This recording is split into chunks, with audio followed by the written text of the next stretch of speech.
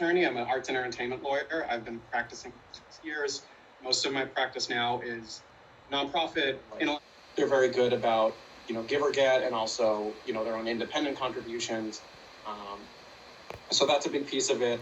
We usually have regular sponsors from a lot of our volunteer firms. We do work with a lot of large national law firms who do have, dedicated, promotional, marketing, philanthropic budgets for the various pro bono organizations they work with. So we usually get probably 10 or 15 of our large law firms. I'm talking like two to like 1,000 lawyer firms. Like, they're willing to usually donate to us as well.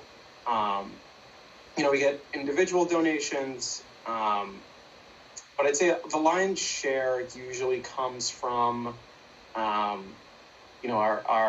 board and our volunteer firms. But have not had a chance to recover the way some of the other industries have. Events are not back.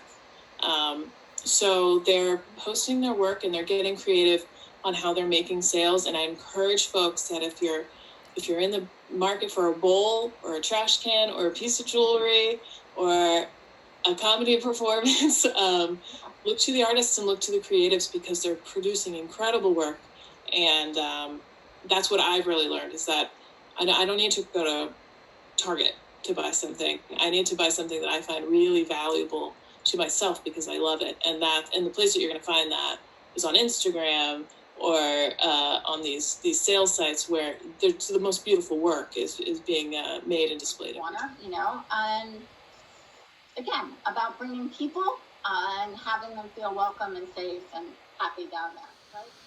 We usually put out tables and chairs. We knew we couldn't do that, but we figured we'd give them to restaurants who were going to do their own outdoor seating. So again, we took what we had and kind of reconfigured. So we run 3 different galleries there, and they're all in different situations. One of the galleries is in a residential artist building. One of them is in a public office building, and one of them is a standalone entity inside of a hotel.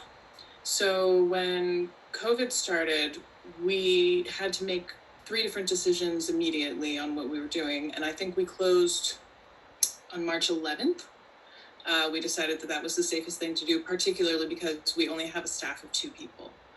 We have a really dedicated board who often take on roles more like staff members. But so we've done public art as part of an effort to build on our having people feel welcome and engaged in downtown.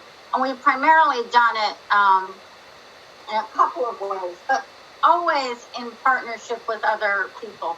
We've never really had to worry too much about audience, because on a summer day in downtown Crossing would not be unusual to have 50 or 60,000 people. So we partnered with different artists to do work that would engage. I do like business formation, nonprofit formation, and negotiating and drafting contracts, to helping people in crises that are faced with, either getting evicted or we're getting faced with potential eviction, or they're out of work. They don't know where to get their money. A lot of our constituents are freelancers, independent contractors, so they're not eligible for traditional unemployment, or if they are, it's for, a $5,000 gig they did last year, an adjunct, 1 semester of adjunct instruction at, Mass College of Art and Design or something like that. So that was really the biggest change we had to do was, we created a dedicated volunteer attorney panel that could